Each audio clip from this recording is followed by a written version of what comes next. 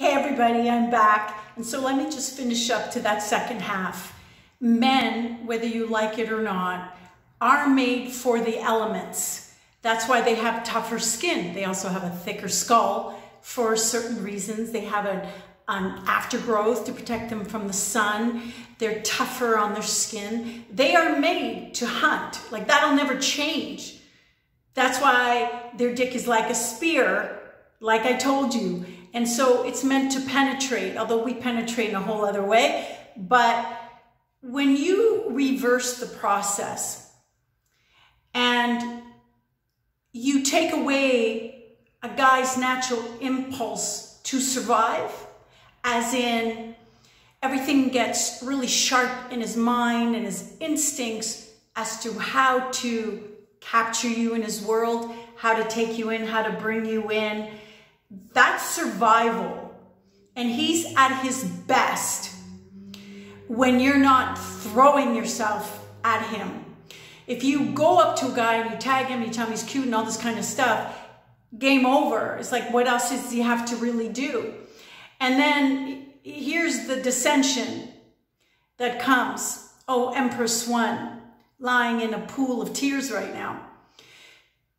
Once you're in the mode of being a sperm mentality and you're with a guy who's an egg, he will be more and more picky with time. That means he'll do less and less because he was so used to, from the get-go, you doing everything, you approaching, you asking. That whole initiation starts everything. And so now he gets lazier and lazier and lazier, and you start to do more and more and more, and you don't understand why. I mean, you fucked the guy, you gave him everything you had, you lent him money also, and now he's holding back. I mean, he never even gave that much. I mean, what did he bring to the table? He brought peanuts in terms of time and energy and money. You brought the gold. You're the golden egg, but not now. Now you're fucking sperm. He's the egg. And so now, as he maneuvers you, consciously or unconsciously, it's just the way of the flow. You're pursuing him, and so he gets to decide, is she doing enough? And that puts you in your head, and that takes you out of being receptive. If you want a guy to give to you, if you want life not to be so hard on you, if you want opportunities not to suck all the time, get close and then slam you, almost slam you, then you have to be in the receiving mode. That's your inherited birthright, by the way. I don't know why you threw your vagina out the fucking window, but your inherited birthright is being in the receiving mode. That signals life that you're now ready to receive the goods. You're now ready to receive, period. And then if you're in that energy, you will only bring to you a guy who wants to give. So he'll tag you out. He'll poke you. He'll try to text you something, and if you don't respond, he'll text more. He'll do research on you. His survival tools are getting sharpened. You just elevated horn dog to man, yo. That's what you do when you're in your right energy. But when you're not, and you start this dissension of self, and you become a sperm, and then your guy becomes the egg, you start doing things that are uncomfortable for you because he's going to start to ask you to do things that's not really right with your world. And you're like, okay, let me show him how efficient I am. You see, now you're locked into let me prove myself, because you don't understand why he's not giving. I mean, you went out to him, you actually maybe lent him some money because you need to borrow, and you babysit his kids and whatever, and now you're not understanding, and so now he's in like trouble, and you're going to show him how smart you are, so please want me, and you show him how smart you are, and then you end up picking up more slack, and everything is just fucking upside down.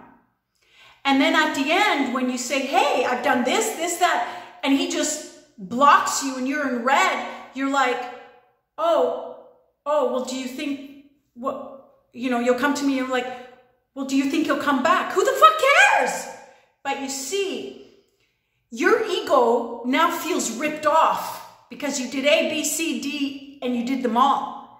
And then the moment you didn't do F, because it was fucked, he cut you off. Like the good bitch that he is. And so now your ego is bruised. It's hurt. It's not what your heart wants, but you want him back.